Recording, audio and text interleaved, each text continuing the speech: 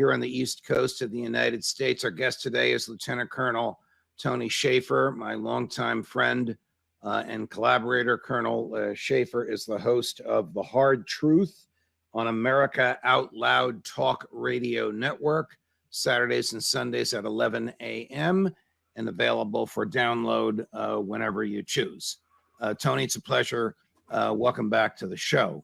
Judge, thank you for having me. Always great to be here with you. Thank you. After listening to you and Colonel Douglas McGregor, your colleague, I have been arguing, I didn't coin this phrase, it's a great phrase, that President Biden has us sleepwalking into World War III. Right.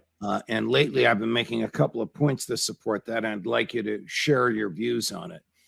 The use of HIMARS in Ukraine, but actually triggered by American military in Poland. The comments by Victoria Nuland, she of the first Trump impeachment Ukraine scandal, now number 2 or 3 in the State Department, saying we want to liberate Crimea. Yeah.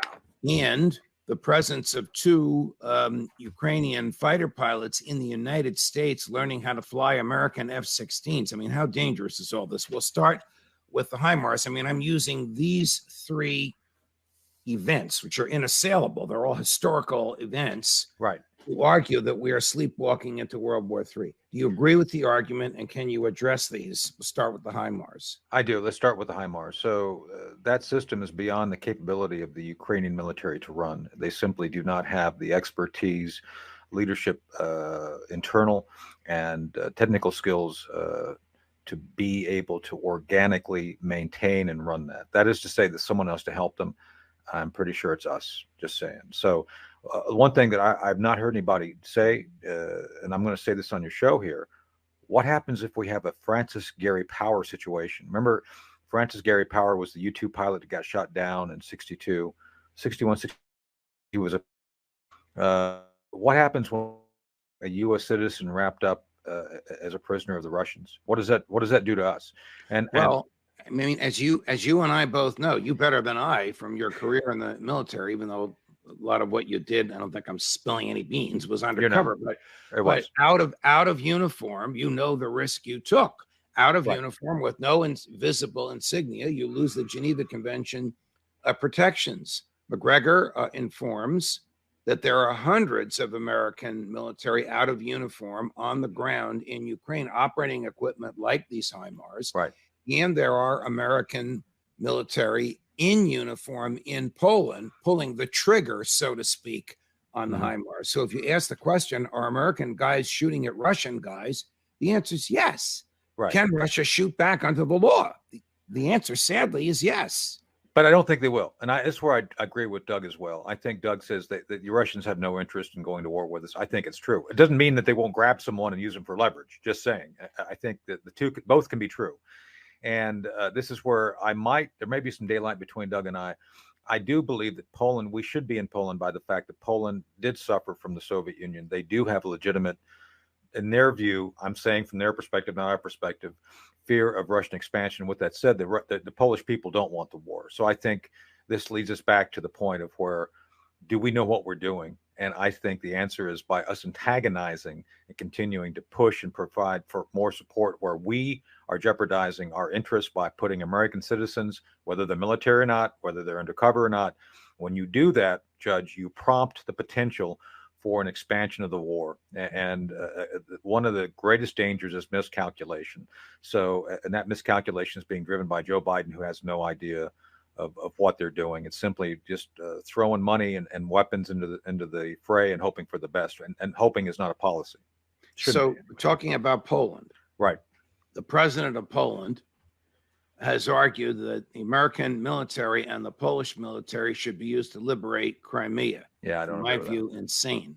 The Victoria Nuland, she of the Ukraine Trump impeachment scandal, now number 2 or 3, I'm not sure which, in the State Department.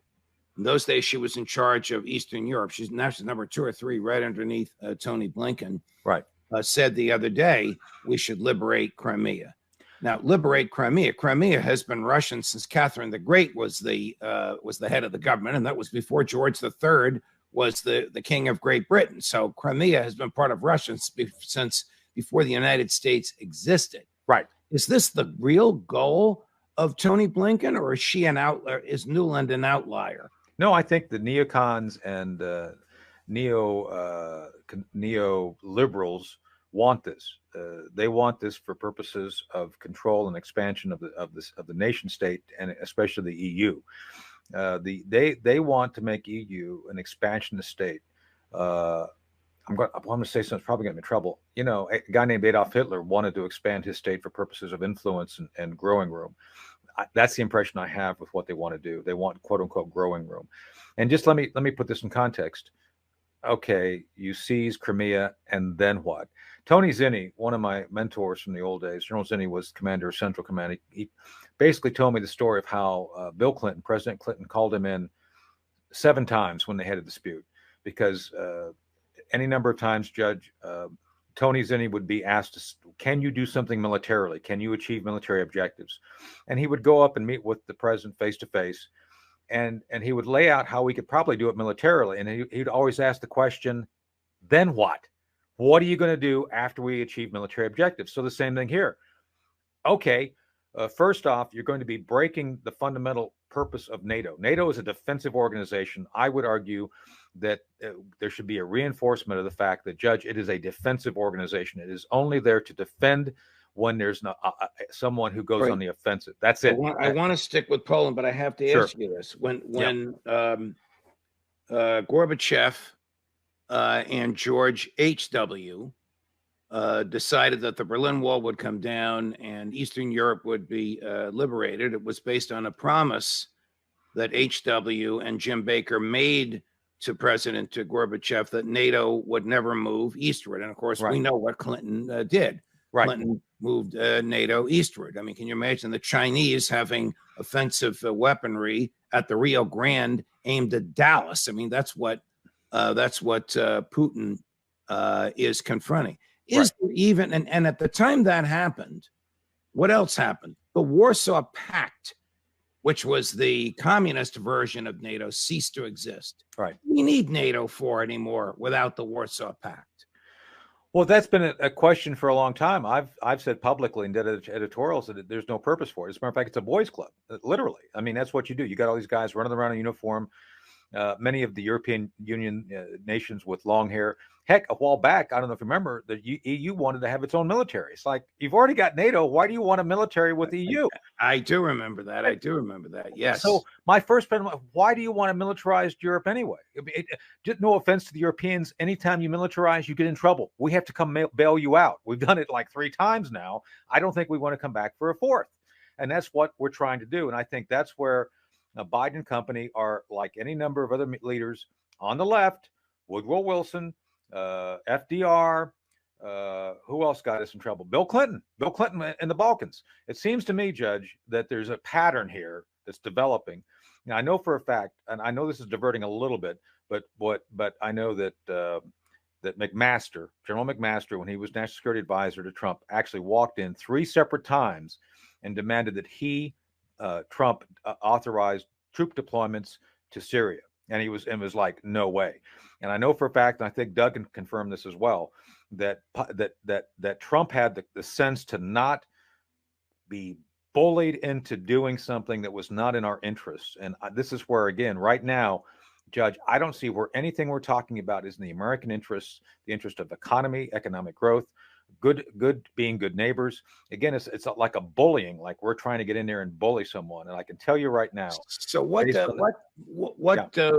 do Victoria Nuland and Tony Blinken and Lloyd Austin want? Do they want to drive Putin from office? Well, that's what Biden said. He said he wanted him out. I think, look, you remove Putin, you create the potential for shattering a very large number of Russian states. Basically, Russia is made up of a lot of states. Putin has said, I want to put the band back together, and he kind of is. So he's been trying his best to get Uzbekistan, Tajikistan, all of those stands back kind of under his control, based on the paranoia you and I spoke about. They've always had influence. I don't think there's anything wrong with their influence. It's like, okay, it's not our job to tell them what to have influence or not, especially since they have a tradition of this, to include Crimea. So it's like, okay, why are we involved in that? That's not our job. We're not the world policemen. Right, And so I think that's what it comes down to. But Newland thinks we should be. They've got push their own. Putin out of office, you may end up with the guy who was the president after Putin's 2 terms, and then while he was the president, they changed the constitution so that Putin could serve for as many terms. Dmitry Medvedev. What did he say last week? He said, we may have to push our troops all the way to the Ukraine-Polish border and maybe into Poland. That's what I mean. This guy's crazy and makes Putin seem like a middle of the road moderate by comparison. That's what I'm saying. And then obviously, if you have a shattered republic in the form of the Soviet Union, imagine like Libya with nukes. Imagine that. Imagine Libya, a failed state like Russia with nukes, and all the different shenanigans that go on. Trust me, I spent a lot of time studying loose nukes. I actually worked with Ambassador Hank Cooper. We worked on a team on this a few years ago. The last thing we want, Judge, are people who are willing to sell multi-megaton weapons on the black market. It's not a good idea. I don't think we want to see that. And that's why I think we have to invest in maintaining Russia, whether we like it or not, as a whole state. It's just not a good idea. Back to sleepwalking into World War III. Yeah. F-16s. Now, why on earth would we be training Ukraine pilots to fly them? Joe Biden has said we're not going to give them. I guess Victoria Nuland is twisting his arm. And if a Ukrainian pilot is flying an F-16, how far can he reach with his offensive weaponry? Moscow? No. But Judge, between you and me, we've been friends a long time.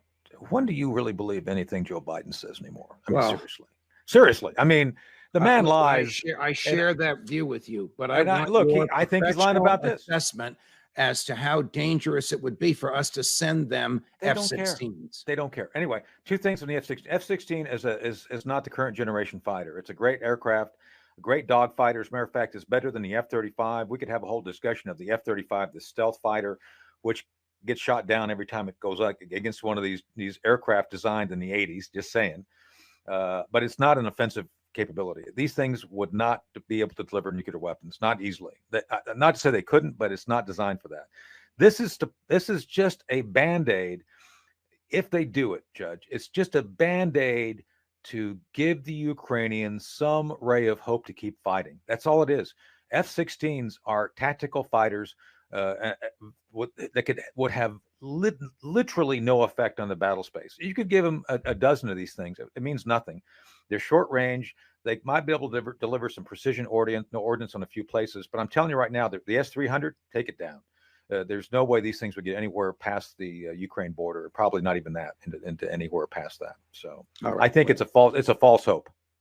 When you were last on, we had some fun running clips from Jack Devine, who Now, I don't know if you worked with him. You worked closely with the CIA. They trained you. Not you him. don't share their values, thank God, which is why we're friends. Yes.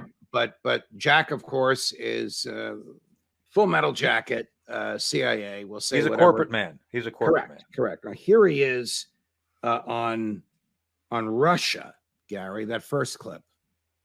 Nobody knows Afghanistan the way you do, Jack, but that was the death throes of the Soviet Union. That was not Putin with a modern army. Well, first of all, I dispute he has a modern army. He's now demonstrating to the world he doesn't have a modern army. He has a lot of modern weapons. But he has a more modern army now than Gorbachev had in the Afghan days. Yeah, but look at what Afghanis had, AK-47s. Look at what technology has done for the Ukrainians and all the sophisticated technology from drones to cyber intelligence. His army is not showing itself very well. It's a surprise to all of us, although this is the second time I've been surprised, because when I went in to do the Afghan program, I was assured they were 10 feet tall, and then every day they shrunk a quarter of an inch. So I think what's showing here, and I think it's the big story, he has paramilitary functioning as his cutting edge because his own army. Now they're fighting. Remember, Judge, you and I talked about dissent and how the things crumble when you start to lose. Watch the dynamic between the Wagner group and the military. Colonel Shaffer, do you share this negative, lugubrious assessment of the Russian military? No, I don't. First, Wagner is the semi-legal organization that can do all the dirty work. And the reason that there's conflict is because the army wants to take credit for what's about to happen, which is going to be basically wearing down and defeating Ukraine. Again, I just go with the numbers. I'm a numbers guy. I was trained as a lieutenant to examine all aspects of the battle space to include what's behind the front. And there ain't nothing behind the front in Ukraine. There's a lot behind the front in Russia. So I'm just looking at it from a numbers game. So I don't know what school of intelligence analysis Jack went to, but I can tell you, I don't think he went to a good one. Is Jack wrong when he says that the Russians are using, I don't know, what is a paramilitary force? Cops? I don't know what they are. It's like Blackwater. I mean, and I just saw. All right, I know what Wagner Yeah. is, but so Right. is Jack saying the only reason the Russians are close to taking Bakhmut is because of Wagner? It's not because of Russian military? And does Wagner operate totally out of the chain, outside of the chain of command of Russian military, Tony? No, well, yes, they are completely separate from the military. They report to Putin directly. It's like Putin's direct access, but we have something similar with JSOC. Boy, I'm going to get in trouble for that. Joint Special Operations Command actually reports to the president. JSOC bypasses the chain of command and bypasses. No, they actually report directly to the president. Every other regional command has a 4-star general in charge. Okay. JSOC and SOCOM goes directly to the president, our All right, president. back to Wagner. Wagner reports directly to Putin. the president. To Why Putin, is right. Jack calling them paramilitary, or is he referring to somebody else? No, he's referring to them as paramilitary because essentially they're taking folks and training them like they've got penal battalions. I guess they've taken prisoners and turned them into soldiers. They train them, but they're not considered uniformed soldiers. Apparently, within the Russian system of governance and legal system, they can't have paramilitary organizations, but they do. In this case, it's one that reports to Putin. What I think is going on is Wagner is seen as kind of the special purpose forces.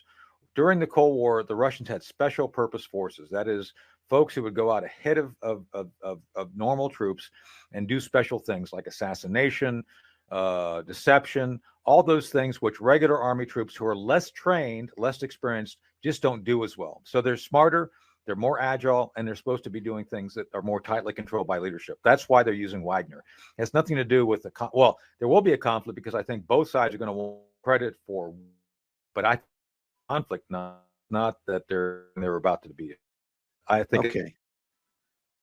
During my conversation with Jack Devine, I asked him about the CIA and lying. Yeah. Now, did he lie to you? Well, I'll tell you what he said. You can hear it yourself, and you may laugh or you may react however you wish. Yeah. You were trained by the CIA. You worked with the CIA. You reject much of their culture. However, I want you to listen to what Jack, who's a company man, as we both know, I want you to listen to what he said. According to Mike Pompeo, you're the former director, their job is to steal secrets and lie about it. We'll talk about that. Well, let me, you put a marker down. Let me respond to that one. Go ahead. Defense. That is true outside of the U.S. and outside of the U.S. judicial system. I had a professional lawyer at my elbow for the last 15 years of my career, and I wasn't unique. I guess he's saying that they lie and they lie about it, or they don't lie. It's binary. Either you lie or you do not lie. There's nothing in between. It's like 1 or 0. You lie or you don't. I think it's a non-denial. Anyway, no, they lie. I mean, come on. It's like when you examine what they're doing right now, Judge, do you really believe that they are even domestically trying to tell the truth about what's going on? CIA has become like many other large bureaucracies. They've become self-sustaining to their own purpose and mission, and they will do whatever's necessary to keep the gravy train going. That's what they do. Meaning they will tell President Biden or whoever receives the presidential intelligence briefing what they think the president wants to hear. Absolutely. Look, I've dealt with Tenet directly. I used to have to brief him every 6 months on some of the operations I was running because we, DOD, have certain authorities that are above even CIA's, which we just hey, go tell them what we're doing. But with that said, there's things that they can do and lie about to the American people because it's called covert action, a handful of other things that they can do. and they have special dispensation to do that, at least within what they believe they have. And yeah, I do believe they're going to say what they believe is in their interest, their CIA interests, to continue to get politicians to do that. I had a general, Bob Harding, once told me that he witnessed George Tenet lying to Congress about something going on, flat Yeah, out. well, Because that's a crime, whether he's under oath or not. because he wanted more money, and basically he said, if you give me XYZ, I can guarantee that this will never happen. It's like, Well, you're refresh my lying. memory. Who was the head of the CIA in 9/11? Tenet, George Tenet. Yeah. All right. Another story for another time.